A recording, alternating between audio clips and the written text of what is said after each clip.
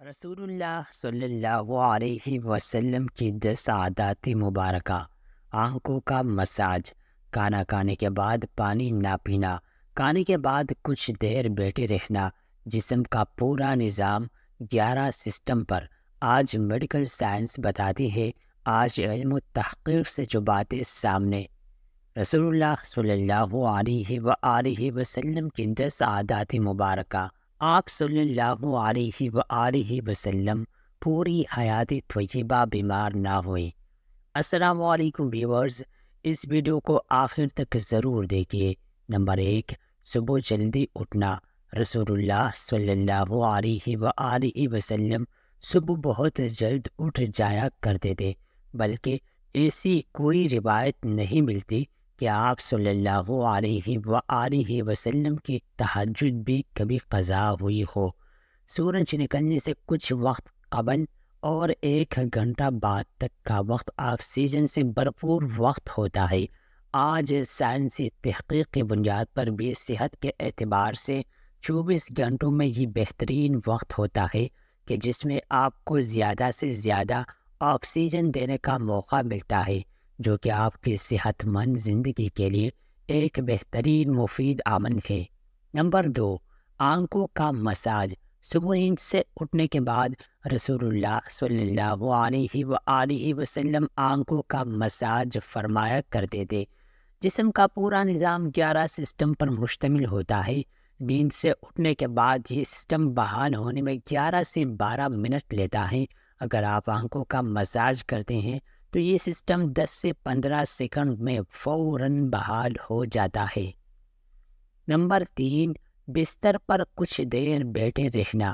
رسول اللہ صلی اللہ علیہ وآلہ وسلم بستر سے اٹھ کر کچھ دیر بیٹھے رہتے تھے اور معمول تاکہ 3 دفعہ سورہ اخلاص پڑھتے تھے، کہ جس کو پڑھنے میں تقریباً 1 منٹ صرف ہوتا ہے۔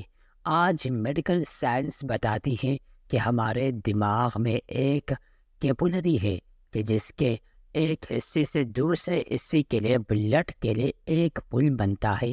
اسی طرح اس پل کے ذریعے سے ہی ہمارے پورے دماغ کو خون کی سپلائی بحال ہوتی ہے، کہ جہاں سے ہمارے تمام تر اعصاب یعنی پورا جسم کو کنٹرول ہونا ہوتا ہے۔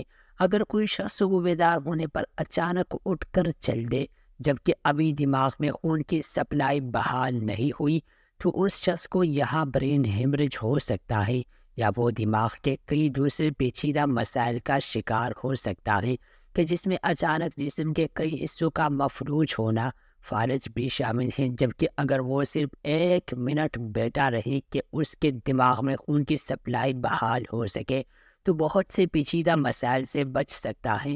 یہ باقاعدہ ایک سائنس ہے، اور اس ایک حدیث مبارکہ کے پیچھے بہت سے پروفیسر کی ریسرچ شامل ہے، کہ جس میں غیر مسلم ریسرچز نے بھی اتفاق کیا ہے کہ ہمیں محمد صلی اللہ علیہ وآلہ وسلم کی اس سنت کے مطابق صبح اٹھنے کے بعد بیڈ پر کچھ دیر بیٹھے رہنا چاہیے۔ اس کا فائدہ یہ ہے کہ دماغ پوری طرح سے ایکٹیو ہو کر ہمارے جسم کی بھرپور رہنمائی کے قابل ہو جاتا ہے۔ اس سنتی مبارکہ پر جہاں بہت بڑا اجر و ثواب ہے، وہاں صحت کا بہت بڑا راز بھی ہے۔ نمبر 4، قیلولہ کرنا۔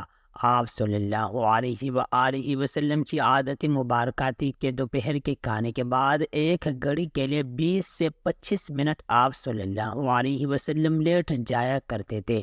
اس کا فائدہ یہ ہے کہ تقریباً 68% افراد میں جب وہ لنچ کرتی ہے تو ان کا معدہ تھوڑی مقدار میں الکحل پیدا کرتا ہے۔ ایسے میں اگر انسان چل پھر رہا ہو تو وہ چکرا کر گر سکتا ہے، یا اس پر خمار کی سی کیفیت طاری ہو سکتی ہے۔ یہی سبب ہے کہ آپ ہمیشہ دوپہر کے کھانے کے بعد اپنے آپ کو تھوڑا بوجھل سا محسوس کرتے ہیں۔ اگر ہم کچھ دیر لیٹ جائیں تو الکحل سے پیدا ہونے والی خمار کا ذہن پر زیادہ دباؤ نہیں آئے گا، اور وہ جسم کی فنکشن کے لیے زیادہ فعال رہے گا، اور ہم کسی بھی طرح کے حادثے سے بچ سکیں گے۔ اس کے علاوہ بھی اس سنت مبارکہ پر عمل نہ کرنے کی صورت میں بہت سے صحت کے مسائل کا خدشہ رہتا ہے۔ چونکہ یہ بات آج تحقیقات سے ثابت شدہ ہے، اس لیے دنیا بھر کے ممالک میں بیشتر 1 سے 2 یا 3 بجے تک دوپہر کا وقفہ کیا جاتا ہے تاکہ لوگ لنچ کے بعد کچھ قیلولہ کر سکے۔ آج پورا یورپ رسول اللہ صلی اللہ علیہ وآلہ وسلم کی سنت کو عملاً اپنائے ہوئی ہے اور پورے یورپ میں دوپہر 1 سے 3 بجے تک کا وقفہ ہوتا ہے۔ انہوں نے سنت رسول اللہ صلی اللہ علیہ وآلہ وسلم پر ریسرچ کی، اپنایا اور ہم سے کہیں بہتر صحت کا معیار رکھتی ہے۔ نمبر 5، کھانے سے پہلے پنڈوش فرمانا۔ رسول اللہ صلی اللہ علیہ وآلہ وسلم ہمیشہ کھانا کھانے سے پہلے فروٹ نوش فرمایا کرتے تھے۔ آپ صلی اللہ علیہ وسلم کی عادت مبارکہ تھی کہ آپ کھانے کے بعد پن نوش نہ فرماتے تھے۔ مختلف پنوں میں 90 سے 99% تک پانی کی مقدار ہوتی ہے۔ آپ صلی اللہ علیہ وسلم نے چونکہ کھانا کھانے کے بعد پانی پینے سے منع فرمایا ہے، جبکہ کھانے سے قبل پانی پینے کی ترغیب دلائی ہے۔ اس لیے مختلف پھل بھی چونکہ پانی کی بہت زیادہ مقدار رکھتی ہیں، اس لیے ان کو کھانے سے پہلے کھانے سے جسم اور خاص طور پر معدہ اور آنتوں کو توانائی ملتی ہے، کیونکہ کھانے کو ہضم کرنے میں معدہ اور آنتوں کا بہت اہم کردار ہوتا ہے، اور یہ عمل ان کی کارکردگی بڑھانے میں ان کے لیے مددگار ثابت ہوتا ہے، اور یہ بات بھی سائنسی مشاہدات سے ثابت شدہ ہے۔ فروٹ میں موجود غذائیت سے خالی معدہ کو زیادہ فائدہ ہوتا ہے۔ نمبر 6، غذا کے بعد پانی نہ پینا۔ رسول اللہ صلی اللہ علیہ وآلہ وسلم کبھی بھی کھانے کے بعد پانی نہ پیتے تھے۔ آج علم و تحقیق سے جو باتیں سامنے آئی ہیں ان سے پتہ چلتا ہے کہ اس سنت مبارکہ پر عمل نہ کرنے کے اس قدر نقصانات ہیں کہ گمان بھی نہیں کیا جا سکتا۔ جب ہم کھانے کے بعد پانی پیتے ہیں تو کھانے میں جس قدر بھی فیٹس ہوتے ہیں وہ کھانے سے نکل کر معدے کے اوپر والے حصے کی طرف آ جاتے ہیں۔ باقی کھانا ہاضمے کے دوسرے مرحلے کے لیے چھوٹی آنت میں چلا جاتا ہے، اور اس طرح معدے میں رہ جانے والا فیٹ اور پروٹین معدے کے اندر انتہائی نقصان دہ وجوہات پیدا کرتے ہیں۔ جبکہ ان سب کو کھانے کے ساتھ مکس ہو کر نظام کے اگلے مرحلے میں جانا تھا۔ ہم نے پانی پی لیا، پھل کھا لیا تو یہ ہمارے صحت کی بربادی کے لیے معدے ہی میں رہ گئے۔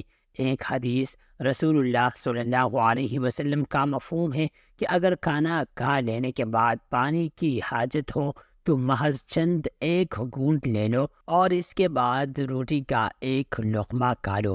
جاپانی تحقیق ہے کہ کھانے کے بعد پانی پینے سے جو فیٹ اوپر آ رہے تھے اور آپ نے جو بعد میں لقمہ کھا لیا تو فیٹس کے اوپر آنے کا سلسلہ نہ صرف وہیں رک جاتا ہے بلکہ وہ دوبارہ غذا کا حصہ بن جاتے ہیں۔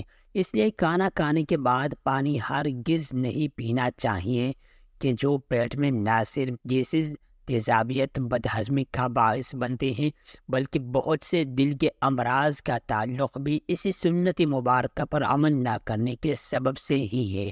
نمبر 7، وضو۔ ہم دن میں 5 فرض نمازوں کے لیے کم از کم 5 بار وضو کرتے ہیں، کیونکہ وضو کے بغیر نماز نہیں ہوتی، اور منہ، ناک، ہاتھ، بازو، سر اور پاؤں دھوئے بغیر وضو نہیں ہوتا۔ یعنی دن میں 5 بار ہم جسم کے ان تمام اعضاء کو دھوتے ہیں۔ وضو میں ہم جسم کے تمام ظاہری اعضاء ہوتے ہیں کہ جن پر مٹی اور کاربن لگ جاتی ہے۔ آج سائنسی مشاہدات یہ بات ثابت کرتے ہیں جسم کے جن اعضاء پر مٹی یا کاربن لگ جاتی ہے تو اگر ان کو صاف نہ کیا جائے اور وہ جسم کے اس حصے پر زیادہ دیر لگے رہیں تو ان اعضاء اور دوا کا کنیکشن کمزور ہو جاتا ہے، یعنی جسم کا اعصابی نظام کمزور ہو جاتا ہے۔ چنانچہ وہ مسلسل دماغ کو یہ پیغام بھیج رہے ہوتے ہیں کہ جسم پر کوئی چیز آ گئی ہے اور اس کی صفائی کا اہتمام کیا جائے۔ اگر ایک شخص وہ عمود ہوتا ہے اور اس کے بعد شام میں آ کر دھوتا ہے تو اس کے اعضاء اور دماغ کا تعلق کمزور پڑ جاتا ہے کہ جس کے بعد میں وہ بہت سے اعصابی مسائل کا شکار ہو سکتا ہے۔ اسلام کم از کم دن میں 5 بار آپ کے اعضاء کی صفائی کا بندوبست کرتا ہے، اور جمعہ کے روز ناخن، زیر ناف اور بغلوں کے غیر ضروری بال کاٹنے سمیت مکمل صفائی کا اہتمام کرتا ہے۔ رسول اللہ صلی اللہ علیہ وسلم نے نہ صرف ایسا کرنے کا حکم فرمایا ہے بلکہ یہ سب آپ صلی اللہ علیہ وسلم کی سنت مبارکہ کا حصہ بھی ہیں۔ نمبر 8، جلد سونا۔ رسول اللہ صلی اللہ علیہ وآلہ وسلم کی ایک اور عادت مبارکہ یہ بھی تھی کہ آپ صلی اللہ علیہ وسلم رات جلد سو جایا کرتے تھے۔ عموماً آپ صلی اللہ علیہ وسلم نماز عشاء کے فوراً بعد سو جاتے تھے، یعنی رات جلد سونا اور صبح جلد اٹھنا آپ صلی اللہ علیہ وآلہ وسلم کے معمولات میں شامل تھا۔ ہماری بایولوجیکل واچ جو کہ ہمارے پورے جسم کے نظام کو منظم کرتی ہے، جب یہ باہر اندھیرا دیکھتی ہے تو یہ آپ کے جسم کو سونے کا سگنل دے دیتی ہے۔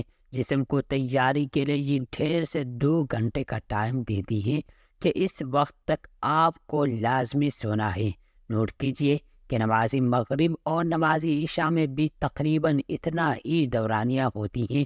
اس کا فائدہ یہ ہوتا ہے کہ آپ کے جسم کے اندر بایولوجیکل واچ کے تحت ایک ڈاکٹر جاگ جاتا ہے جو آپ کے پورے جسم کی منٹس کرتا ہے۔ اگر کہیں زخم آ گیا ہے اور اس کو ریپیئر کرے گا، اگر جگر یا کسی اور اعضاء میں کچھ مشکل ہے تو اس پر کام کرے گا، بلکہ سونے کے بعد سب سے پہلے جگر پر ہی کام ہوتا ہے۔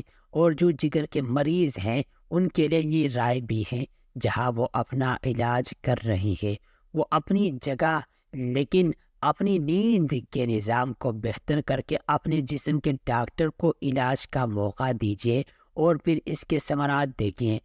رات 10 بجے سے 12 بجے تک جگر اور اس کے ارد گرد کے اعضاء کی مینٹیننس ہوتی ہے، اور اس کے بعد درجہ بدرجہ پورے جسم کی مینٹیننس ہوتی ہے، اور یہ عمل روزانہ کی بنیاد پر ہوتا ہے۔ اللہ رب العزت نے آپ کے جسم میں ایک آٹومیٹک نظام رکھا ہے، اور یہ نظام تب کام کرتا ہے کہ جب آپ جلدی سونے کی عادت اپناتی ہیں۔ آدھی جہالت میں عربوں میں ایک رواج تھا کہ رات کے کھانے کے بعد ان کے ہاں شعر و شاعری اور دیو مالائی کہانیوں کی محفلی ہوتی تھی جو رات گئی 2 بجے تک چلتی رہتی تھی، اور اس ماحول میں رسول اللہ صلی اللہ علیہ وآلہ وسلم کا رات جلدی سونا بھی ان کے نزدیک ایک قابل اعتراض عمل تھا۔ یہ تو آخری جہالت تھا، لیکن آج ماڈرن دور کا دعویٰ کرنے والے ہم مسلمانوں کے ہاں بھی دیر تک جاگنے کو نہ صرف قابل اعتراض نہیں سمجھا جاتا بلکہ کچھ حد تک تو قابل فخر بھی جانا جاتا ہے۔ عہدی جہالت کی محفلوں کی جگہ آج ماڈرن انٹرنیٹ اور سیٹلائٹ ٹیکنالوجی نے لے لی ہے، لیکن جلد سونا رسول اللہ صلی اللہ علیہ وآلہ وسلم کے معمولات میں تھا، کیونکہ جسم کے اندرونی ڈاکٹر کی افادیت سے واقف تھے، اور یہی وجہ ہے کہ پوری حیات مبارکہ میں رسول اللہ صلی اللہ علیہ وآلہ وسلم ایک لمحے کے لیے بھی بیمار نہیں ہوئے۔ نمبر 9، مسواک کرنا۔ رسول اللہ صلی اللہ علیہ وسلم مسواک کو بہت پسند فرماتے تھے، اور خصوصاً دن میں 5 دفعہ ہر نماز میں وضو کے ساتھ تو ضرور اس کا اہتمام فرماتے تھے۔ اس کے علاوہ بھی جب گھر تشریف لاتے کسی محفل میں حاضری سے پہلے غرض موقع بموقع مسواک کا اہتمام کرتے اور مسواک کو بہت محبوب رکھتے تھے۔ ہوتا یہ ہے کہ جب ہم کھانا کھاتے ہیں تو دانتوں کے درمیان کھانے کی کچھ نہ کچھ ذرات ضرور رہ جاتے ہیں، اور کھانے کے 1 گھنٹے بعد ان میں بیکٹیریا پیدا ہو جاتے ہیں۔ محسوس کیجیے گا کہ دانتوں میں رہ جانے والے ذرات 2 گھنٹوں پر نرم ہو جاتے ہیں، اور اس کی وجہ یہ بیکٹیریا یا ہی اس لیے ہمیں کہا گیا کہ کھانے سے پہلے بعد سونے سے پہلے مسواک کا اہتمام کیا جائے، ورنہ یہ آپ کی ہارٹ اٹیک کا بھی سبب بن سکتی ہے۔ آج امریکہ اور مغربی ممالک میں صبح اٹھتے بغیر دانت منہ صاف کے کھانے پینے کا رواج عام ہے، جو ان میں طرح طرح کی بیماریوں کا سبب بن رہا ہے۔ آسٹریلیا کی ایک یونیورسٹی نے ہارٹ اٹیک کے 500 مریضوں پر تحقیق کی۔ انہوں نے جہاں اور بہت سی وجوہات بیان کیے، وہاں ایک کامن وجہ یہ بھی سامنے آئی کہ یہ لوگ ٹوتھ برش کرنے کی عادی نہ تھے، جس کے سبب ان کے دانتوں میں جمع میل پیٹ میں جا کر اس قدر ملٹیپلائی ہوا کہ وہ ہارٹ اٹیک کی آرٹریز کو بلاک کرنے کا سبب بنا۔ ان کو ہارٹ اٹیک کا اصل سبب ان کے دانتوں کا میل تھا، جبکہ ہمیں رسول اللہ صلی اللہ علیہ وسلم نے مسواک کی اس حد تک تلقین فرمائی کہ ایک موقع پر فرمایا کہ اگر امت پر باری نہ ہوتا تو میں امت پر مسواک کو فرض قرار دے دیتا۔ آج کی ماڈرن سائنس یہ ثابت کر چکی ہے کہ جن لوگوں کو ٹوتھ برش زیادہ استعمال کرنے کی عادت ہوتی ہے ان کو غصہ کم آتا ہے اور وہ اکثر ٹھنڈے مزاج پرسکون رہتے ہیں۔ جس شخص کو زیادہ غصہ آتا ہو، بلڈ پریشر اکثر ہائی رہتا ہو، طبیعت میں بے چینی، تو وہ زیادہ سے زیادہ مسواک کیا کرے۔ 2-3 ماہ میں وہ اس کے حیران کن معجزاتی اثرات پائے گا۔ نمبر 10، ہفتے میں 2 روزے۔ رسول اللہ صلی اللہ علیہ وآلہ وسلم کے معاملات میں پیر اور جمعرات کا روزہ بھی شامل تھا، اور آپ صلی اللہ علیہ وسلم نے ان روزوں کو رکھنے کی ترغیب بھی دلائی، یعنی کہ ہفتے میں 2 روزے۔ رسول اللہ صلی اللہ علیہ وآلہ وسلم کا قول مبارک ہے کہ مسلمان ایک آنت میں کھانا کھاتا ہے جبکہ کافر 3 آنت میں، اور ہمیں نصیحت فرمائی کہ جب خوب بھوک لگے تو کھانا کھاؤ اور ابھی بھوک باقی ہو تو چھوڑ دو۔ یہ عمل آج جدید میڈیکل کی زبان میں آٹوفیجیا کہلاتا ہے۔ یہ انسانی جسم کو صحت مند رکھنے کا بہت عظیم راز ہوتا ہے، یہ کہ جب ہم معمول کے مطابق اپنی ضرورت سے زیادہ کھانا کھاتے رہتے ہیں تو جسم میں فالتو پروٹین فیٹس اکٹھے ہو جاتے ہیں، جو کہ جسم کی ضرورت سے زائد ہونے کے سبب جسم میں زہر کا کردار ادا کرتے ہیں اور مختلف بیماریوں کا سبب بنتے ہیں۔ آج کی عام بیماریاں شوگر، کولیسٹرول اور بلڈ پریشر کے بنیادی سبب یہی فالتو فیٹس ہی بنتے ہیں۔ جب آپ کو بھوک لگے تو جسم کے ہنگر جوسز یعنی جسم میں کھانا ہضم کرنے کا خود کار نظام پوری طرح سے تیار ہو جاتا ہے۔ اگر ہم نے 100 لقمے کھانے تھے مگر 70 پر ہاتھ روک لیا تو ابھی 30 لقمے کی جن کے جسم کو ضرورت تھی۔ جسم کو ضرورت ایکسٹرا پروٹین اور فیٹس کو کھا کر پورا کرتا ہے۔ جسم اپنے خود کا نظام کے تحت اکٹھے ہونے والے زہر کو ختم کرتا رہتا ہے اور آپ صحت مند رہتے ہیں۔ اب جب 3 روزہ کچھ کوتاہی ہو گئی اور آپ نے پیر کو روزہ رکھ لیا تو دن بھر کے طویل روزے کے باعث آٹوفیجیا کے عمل کو ایکٹیو ہونے کا بھرپور موقع ملتا ہے اور 3 روز کی کوتاہی کو وہ ریپیئر کر دیتا ہے۔ پھر تو روز کے معمولات اور جمعرات کا پھر روزہ، جب یہ سنت رسول صلی اللہ علیہ وسلم آپ کے معاملات کا حصہ بن جاتی ہے تو بیماری پیدا کرنے والی سیل آٹوفیجیا کا عمل ہفتے میں 2 بار دہرائے جانے کے باعث اکٹھے ہی نہیں ہو پاتے اور آپ سدا صحت مند رہتے ہیں۔ آج ہم سائنسی تحقیقات پر بہت یقین رکھتے ہیں کہ ہم اس انتظار میں ہیں کہ سائنس رسول اللہ صلی اللہ علیہ وسلم کی سنت مبارکہ کو پروف کرے تو ہم اللہ کے رسول صلی اللہ علیہ وسلم کی سنتوں پر عمل کرنا شروع کریں گے۔ حقیقت یہ ہے کہ سائنس رسول اللہ صلی اللہ علیہ وسلم کی سنتوں سے بہت پیچھے ہیں اور آپ صلی اللہ علیہ وسلم کی ساری حیاتی طیبہ سنتیں ہمارے لیے مشعل راہ ہے اور انہی میں ہمارے لیے دنیا و آخرت کی کامیابیاں اور راحتیں ہیں۔ ترجمہ: اے مسلمانوں، تمہارے لیے اللہ کے رسول صلی اللہ علیہ وسلم کی زندگی میں ایک بہترین نمونہ ہے۔ اللہ پاک ہم سب کو صحت مند زندگی عطا فرمائے اور ہمیں ایمان کی دولت سے مالا مال کرے، آمین۔ ناظرین، کمنٹ باکس میں اللہ تعالیٰ کے 99 ناموں میں سے ایک نام ضرور ٹائپ کریں۔